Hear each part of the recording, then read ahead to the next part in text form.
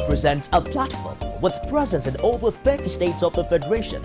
Be sure to be had. For live coverage of events, we have the capacity to deliver from anywhere in Nigeria and beyond. Contact us now on 0803 471 8550 or 0803 724 9733 014 533 407. Our 24-hour news station. Good to know that you're still there with us on Core Digest this morning. We've been talking about the National Conference and the fight for state creation. Of course, we thank Barrister Lekan Alabi for staying the course with us on the program this morning. And now we're joined by Achike Chude, a public affairs analyst. It's always a pleasure to have you on set. It's always a pleasure to be on set too. Thank you. I would like to start with you. This morning we woke up to the fact that the National Conference has adopted the fact that 18 states should be created in addition to the 36 we have already. The first question I want to ask is, will that be an end to the different agitations we have from different quarters in the country?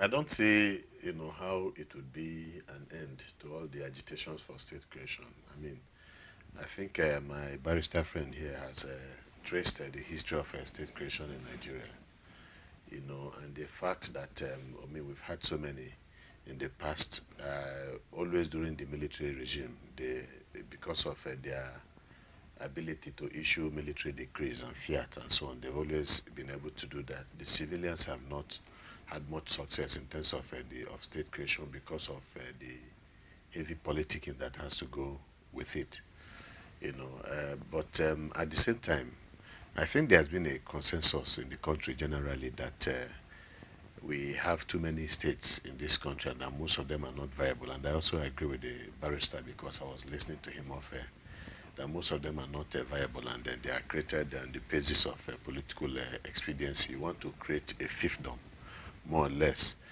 for certain political elites, maybe who cannot play the game successfully at a bigger stage. So they need to carve up the territories once more, and then makes it easier also for them to be able to be overlords in those other territories. You'll be surprised that it takes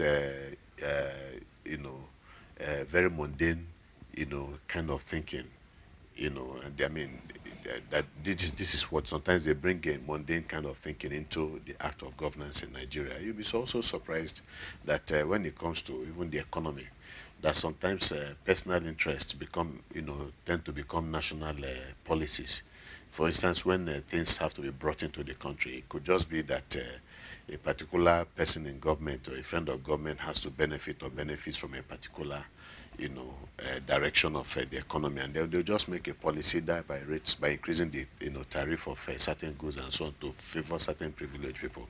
These are things that we have seen, and they are also not beyond the politics of state creation in Nigeria. So I'm surprised. Like I said, there's been a groundswell of opinion that we have too many states already in this country and that most of them are not viable. We've even had people canvassing for the scrapping of some of these states or the merging of some of these states, with some other states so that they could become bigger, territorial entities that hopefully will become much more economically viable. So for members of the National Assembly to go there and then canvass for creation of 18 more states, that gives me the impression that they are not really in sync with the people and with the dynamics that are at play in the country at this particular point in time. These people are representatives of the people of Nigeria, because these delegates were picked to represent different interest groups. And if we're talking about the creation of states before now being to suit the elites in the country, are we saying that these National Conference delegates are not speaking the minds of the people and are representing the government? Is that what we're saying? Well, in my earlier discussion, I'd already told you that we have declined from civil rule to electrocracy. Now, what do I mean by electrocracy? Electrocracy is a system now that where some people, very few, manipulate the larger percentage of people in order to fix their men or women into the power. So these people essentially they are not representing Nigerian people. And that is the reason why the so-called representatives, they have not been speaking on the issue of collapse of hospital, on the issue of a strike. You know, the polytechnic students and college of education students, they have been on strike for the past 9 months or 11 months. 11 months. And the National Assembly has not spoken a word on the issue of strike. So these people, they are not representing the interests of the people. And that is the reason why your votes are not counted in an election. What we have is manipulation of people. And that is the reason why we need men and women of courage to educate Nigerians about the antics of both the dominant ruling class and the dominated ruling class. But if we're questioning the representation at the national conference, does it mean can we ever get a perfect representation for Nigeria at any point in time? Well, you would seem to be the one questioning it by the use of the words. You know, there was a particular word you used, picked. You used the word picked. You understand? So pick is not in any way synonymous with democracy, you know, and the popular participation of the people. But you were not wrong. That was the right, you know, word to use, because they were picked, you know, by certain people you know, by the government essentially, and so on. And of course, you must know that is why we have a preponderance of a particular group of people in the National Assembly in terms of the age. Let me hold you a little. We have Mohammed Yakub calling from Lokoja. Mohammed, good morning. Hello. Good morning, Mohammed. Hello. You're welcome into the studio. Please go ahead with your contribution. How are you? My contribution in respect of state creation in Nigeria. Okay. If you look at it, not that most of the states are not economically viable. The problem we have is this corruption. Go through the sector. Who are not ready to align with the personal the organization which they found themselves. There are other areas which some of those states should pay attention to generate revenue, not in foreign sector anymore. But if you go to some of the local government today, somebody will pay a tax, somebody will contribute, and after a few individuals will accumulate this wealth to their personal gain. The creation of purpose of bringing development not for wealth accumulation. Now, if you see what is happening in majority of our states, is individuals after the political position, in fact, this is the picture. So, vector creation is every individual have a say in that particular state. Most especially if you are looking at you cannot rely on alone. They have other sectors which they are able to diversify. You understand? Now, if you go to states like Zamfara, where the allocation of the state is mostly concerned with waiting for money. That is the resident is now, if in Zamfara state, the workers, including those in the private sector, we try by all means to ensure that whatever revenue is generated is used adequately for the satisfaction of the people. We will not have any problem in our society today. If you look at the lifestyle of Nigerians today, it's something that is disturbing. And even if you look at our political office holders, most of them are not helping the situation. Somebody who just wants his seat to be created so that he can become a senator, or he wants his constituency to be delegated to become a House of Representative member. No, I'm not thinking about the development of the state. That is my contribution. Thank you very much, Mohammed Yakub, all the way from Lokoja. Thank you so much for your contribution. It seems to be in agreement with you. We were talking about the delegates not necessarily being politicians or representing the federal government or the National Assembly. Yeah, but the presidency was very much aware of the kind of people that they were picking. They were also very much aware of the direction of the people that they were picking.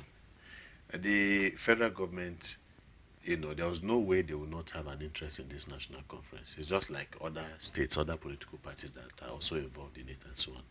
There's no way. And so when they have an interest, they have to make sure that interest they consider vital. They have to make sure that the kind of people that they pick will be able to move in a particular direction, you understand, on issues that are fundamental, for instance, to the country. They will not pick people that will go there to exercise some level of independence that would be contrary to the direction that the federal government is looking at. So that is there. And so what they did was to flood that conference with so many people of that kind, and then you now have people from other places to try and see whether they could also balance. So ultimately, at the end of the day, the people, that conference, for instance, is not truly representative of the people of Nigeria. But what Nigerians are saying is, look, if anything good can come out of it, let us see. Let us, look at it, and then, of course, the country benefits from it if something good will come out of it. I have to hold you again. We have Dolapo Kuku from Jos leaving his comments on Facebook and saying, why is it that our statesmen are proven to be mere tribesmen? National unity and progress should be their aim. They must prove that to them, Nigeria is the ultimate. This Chop Make I Chop conference should focus on Nigeria, not state creation. Yes, I agree. Everyone seems to be... but I must make this point because earlier on I was listening to you. I think the question you asked was about the agitation for the Southeast. Yeah, before we get there, you've still not answered my question. Okay. Nigeria is a bringing together of different people, diverse tribes and all of... Will there be any point in Nigeria where people feel well represented enough? Remember, everybody cannot be at the national conference. And if we are at this point questioning how qualitative the set of people are, then can we truly have a representation knowing that human needs are insatiable? Yeah, you see, there wouldn't have been any need for the national conference in the first place as long as you have a government that is on ground in Nigeria. Because the government is supposed to be truly representative of the people of this country. You have a president whose constituency is the length and breadth of this country. He was voted by people from across the nation, and that's why the Constitution has a special provision for the president and the governor that you must at least win two-thirds. You must have two-thirds votes also in over 25% of votes in at least two-thirds % of the states of the country. That means, the essence of that is to ensure that a wider group of Nigerians, you understand, are in line with the president when it comes to elections, that they don't feel isolated. They are part of, those who brought the president into power and so on. So when the president says he's the president of this country, he can truly be said to be the president of the country because the Constitution tries to make sure that there's some level of representation. That's one. Then again, you have members of National Assembly that are chosen. The electoral process is supposed to be participatory from the ward level, local government level, state level, and the national level and the rest. So when you have members of the House of Representatives, state assemblies, and the rest, they are supposed to have represented virtually all the territories of this country. But the reason why people were even talking about the national conference in the first place was that the democratic experiment that we have seen in the past how many years has not yielded any genuine dividend. And so what we have is a country that is greatly divided, among parochial lines, sentiments, and the rest. And who are those that are benefiting from it? It's not the people. It's the politicians that are benefiting from this division. Whether it is division that is done on the basis of religion or tribe or language or whatever, they are benefiting handsomely because it profits them to keep the people divided.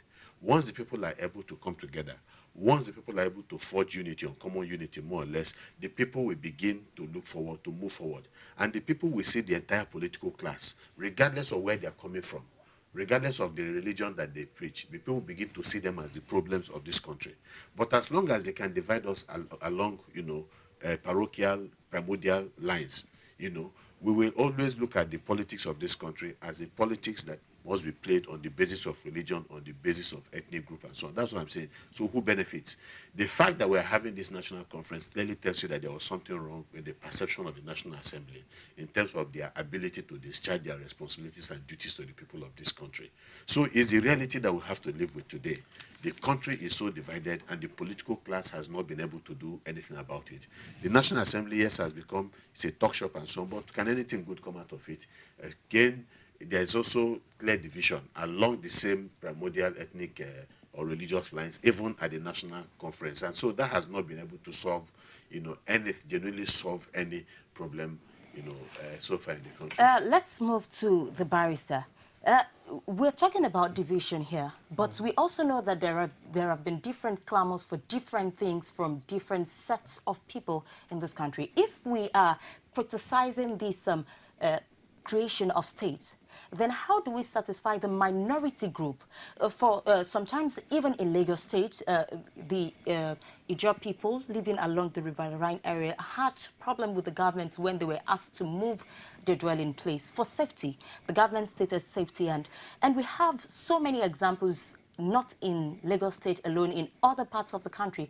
If we're not talking about creation of states, then how best do we satisfy these people who really crave to have an identity? Well, my own view on this is this. I don't look at minority from the angle of your religion, your tribe, or where you come from. I look at minority from how you can exist within a society. I look at minority from the angle of your access to education. I look at the minority from the access on the healthcare service system. I'm looking at the issue of minority from the purchasing power, ability to live a worthy life. So if people are able to live a worthy life, if people are able to exist and they are able to attain whatever they want to attain in life, nobody will be talking about minority or majority. Why is it that our Nigerians, they go to North America and they go to Europe and they are able to establish their space in all those places? Of course, the reason why there's clamor for minority, majority, ethnic, and all that is because of the people have been disempowered. They have been economically disempowered. The moment that people could not address their economic issues, they will now be raising that because I'm in minority. That is the reason why I've not been able to attain some things in life. For example, the President of the Republic of Nigeria is from a minority ethnic group.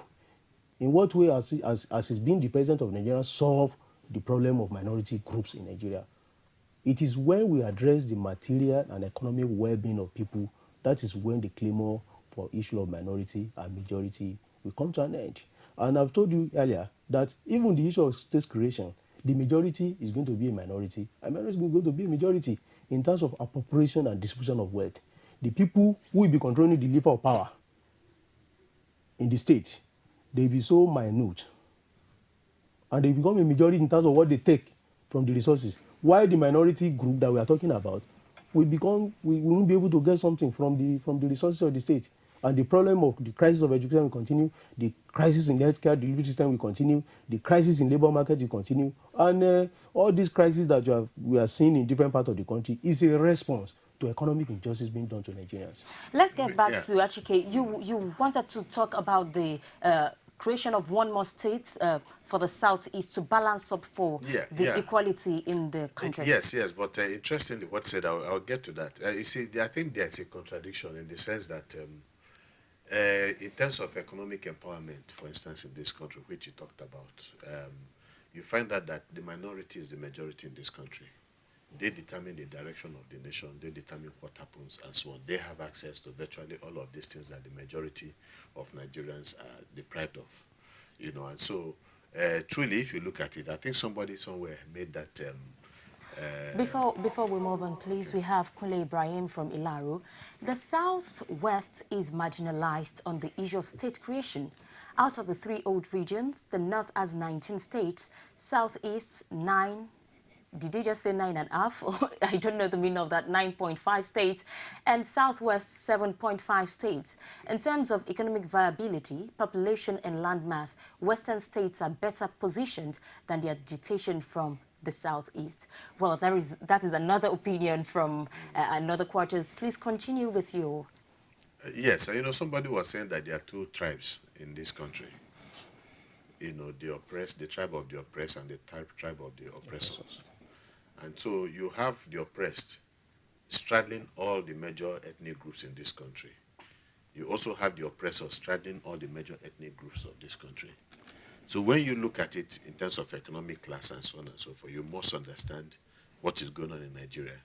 And for instance, today we are agitating for power, either to remain in the south or to move north. But the reality, is this, that you cannot talk about the north clamoring for political power in Nigeria, but you can talk about the northern elites clamoring for political power in Nigeria. Because all of the time that they have exercised power, they have never exercised power on behalf of their people. That is why their people are among the most impoverished and the most uneducated, or they have the highest number of illiterates in the country, and so on. And poverty is rife in the north of the country. I'm not saying that even when the Southerners have been in power, it has always been to empower the southern elites and their northern counterparts and the rest. Same thing with the north. This is the game they have always played. They don't take power for the purpose of having power for our people, for the benefit of our people. But it's always been about having access to power for the purpose of protecting, a particular class interest of the elites of that area and their counterparts from other parts of the country. Because when the North takes power, you could say, yes, they exercise control or hold over economic resources of this country and so on. But they do that also with using Southern, collaborators. The same thing a Southerner is in power. Maybe most of it, the resources will be concentrated in the Southerners, but they also use it, in collaboration with their Northern, elitist friends. So it is one class of people. We must understand the game, that is going on. That's one.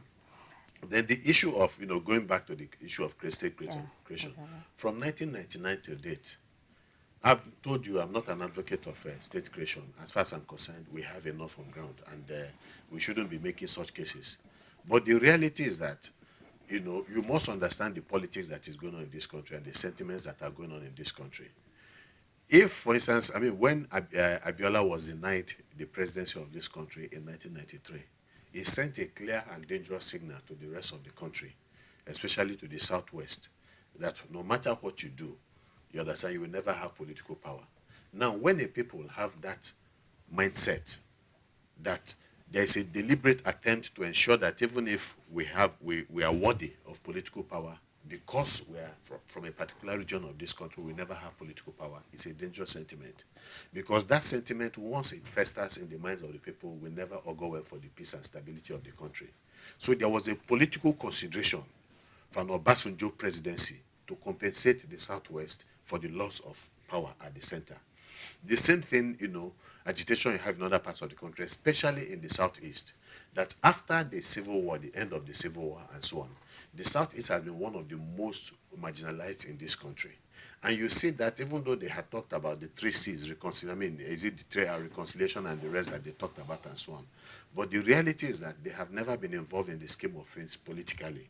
And so, when you now have the South, for instance, breaking away from the East, they have, 6 states. The Southeast, among all the states in the country, still remains the only state with 5, states.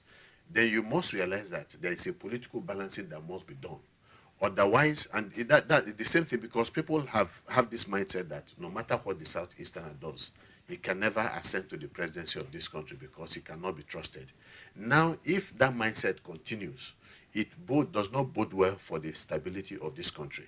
It just not the Southeast, any region of this country, and I've always made that point. So are we saying, are you supporting the creation of for the purpose, the political Southeast sentiment is important, because it's about the feeling of an entire people. Do you understand that this, we are not getting it on the basis of who we are? You cannot afford to give a people that kind of, thinking in any, political, polity. But again, there's a recognition by everybody, even the National Assembly and the political elites in this country across the divide, that the Southeast deserves an extra state. Not on the basis of economic viability. That's the way I'm seeing it. Do you understand? But on the basis of the fact that we need to also tell these people that they are one of us. That is the reality. You cannot run away from that. Just as you could not run away from the consequences of the annulment, of the June 12th, election in 1993 that now led to an Obasanjo presidency, because it was not about, other astute considerations, that Obasanjo became president, but it was purely political sentiment. And that sentiment was important, that you needed to assuage the anger and the annoyance of a people. Okay, given Yes. the background of what Ajike Chude just said, are you supporting the National Conference in the area of zoning for presidency? Well, we are still far from development in this country, because we see political power as a means to satisfy some sentimental feelings. What do I mean by this? We look at the president from the angle of the kind of cap he wears, or the kind of clothes he wears, or the kind of tongue he has. We don't look at the president from the angle of, or any political officer from the angle of what he can deliver. As far as I'm concerned, I believe that the jobs should be given to the best mind, irrespective of where the person comes from. Whether from the north or from the south, the person that is the best fitted for the job should be given the job. And before you can attain there must be proper education of our people. Our people must be properly educated in order to know the kind of policies that's going to be beneficial to them. And at this stage, the people are not well educated. And it's deliberate. The ruling class is deliberately making sure that education has now become so costly that the poor man of the street cannot send their children to school from primary level to the university level. And the agenda is to make sure that they sustain themselves in power, because if you have liberated a mind, that mind will be able to educate people and try to get where they're going. And that is the reason why they don't care about what happens to the Nigerian education system. And this is a violation of national policy on education that says that education must be available and affordable for Nigerian people. We seem to drop every blame on the doorstep of the government. But let's quickly go to Edo State. If we're talking about educational system, if you're claiming it is a tool by the governing body in Nigeria to darken the minds of people, we saw the competency test run in Edo State, where a teacher who claims to be a teacher for so many years could not even construct a simple sentence. Are we going to still put that blame at the doorstep of the government? Is it a government who tells a teacher not to know how to speak correct English or teach well? The problem did not start today. The problem did not start today. The problem started before the teacher became the teacher, because an educator must be educated, because the infrastructure has not been there for Nigerian people to access proper education. It has not been there. And the statistics have really shown that it is not the standard of education that has fallen in Nigeria. It is the standard of living. It is the standard of living that has fallen, that has now affected the standard of education. Because the people who are poor, who are in larger majority, the kind of what they have is poor education. It's poor education.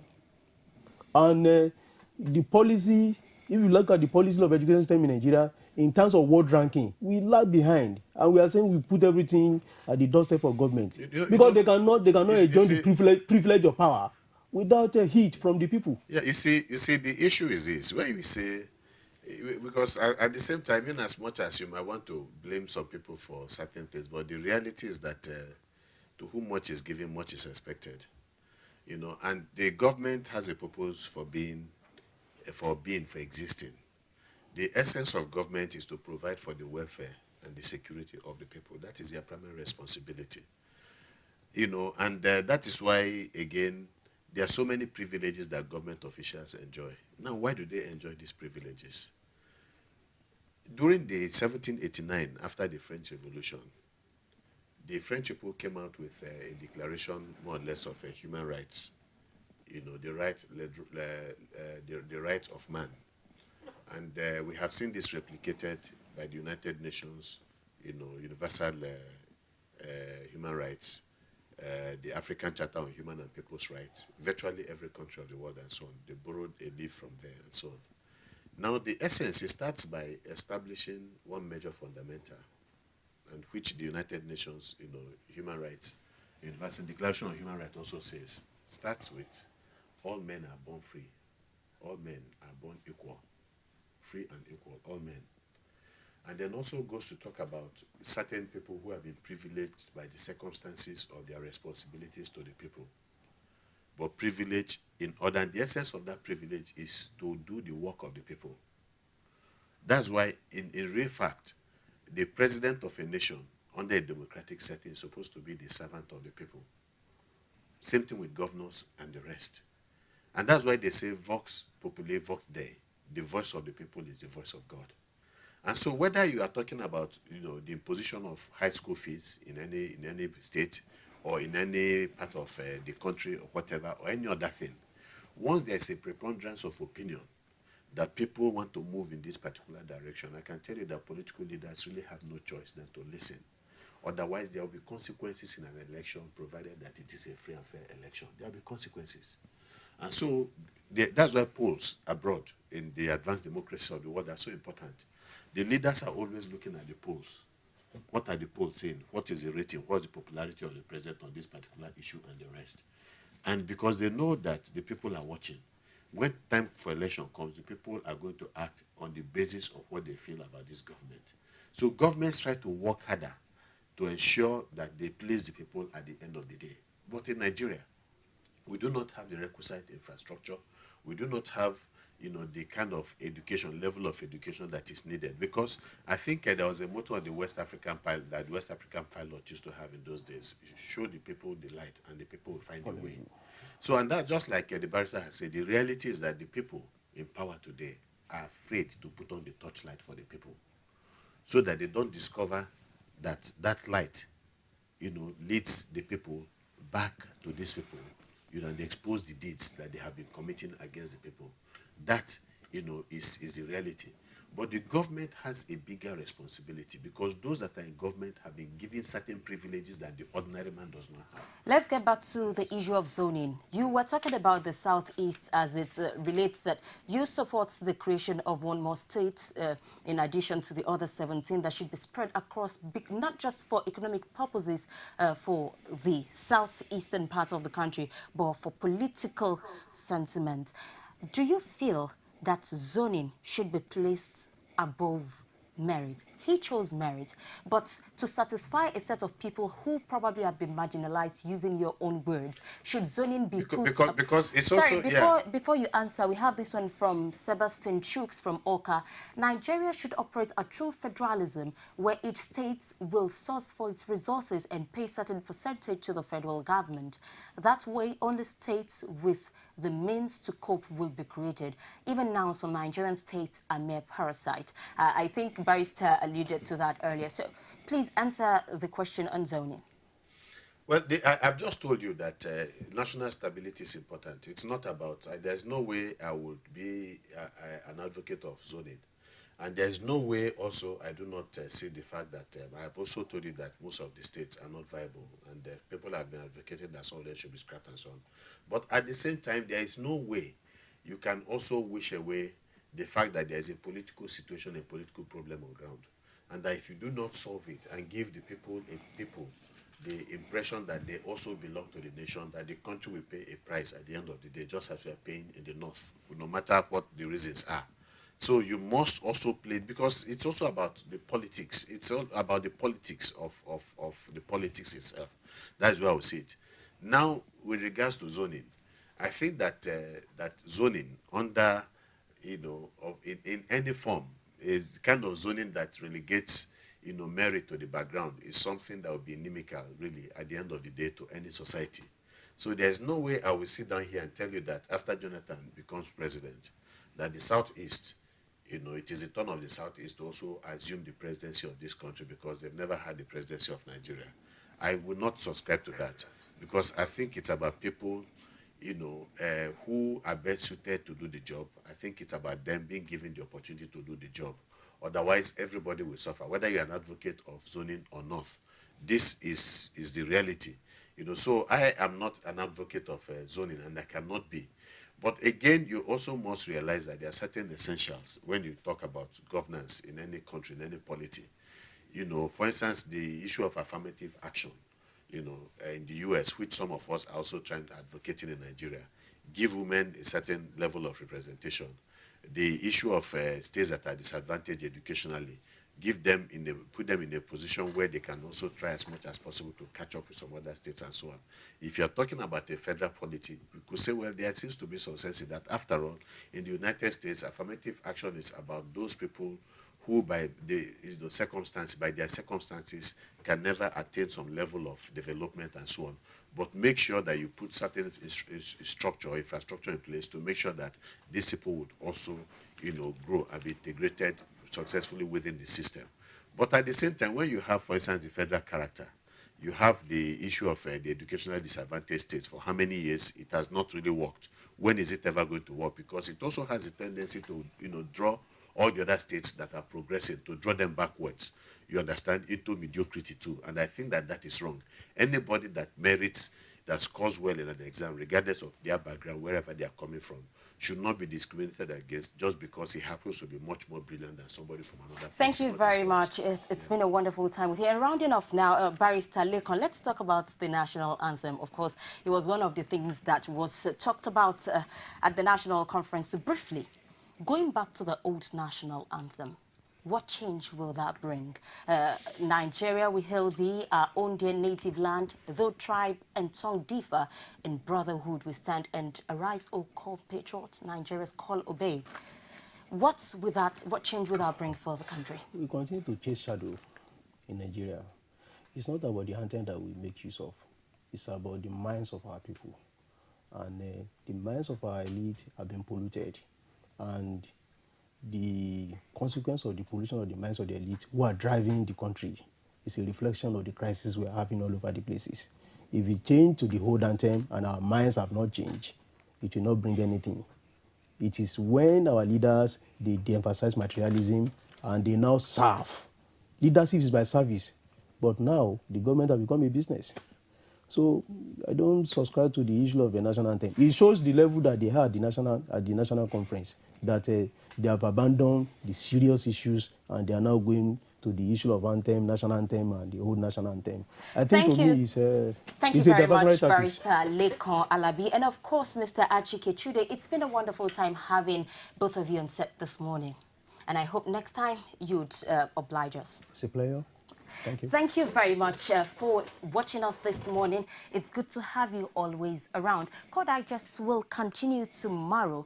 Of course, it will start with the dailies by 9:30 and it will span all through till 12 o'clock. And it's a wonderful time to look forward to. Thank you so much for being there. Of course, you can continue to leave your comments on the things you want us to improve on or the things you want us to put in addition to our programs on Facebook. It's facebook.com/Core TV News. And you can send your tweets on our Twitter handle at Core TV News NG and watch even this program and previous ones on YouTube, youtube.com/Core TV. Leave a space and then news. It's been a nice time with you. Thank you for watching. I am Ebulomo Adikunle. You can now watch Core TV News live from anywhere in the world on our website, www.coretvnews.com. Click on Live TV on our website and watch us live. And welcome to Core TV Primetime Days. To follow us on Twitter, click on Twitter icon on our website. And Facebook, click on the Facebook and YouTube to see all our previous news production. You can also watch us live on YouTube. Click Core TV, leave a space, then news. Core TV News, a 24-hour news station.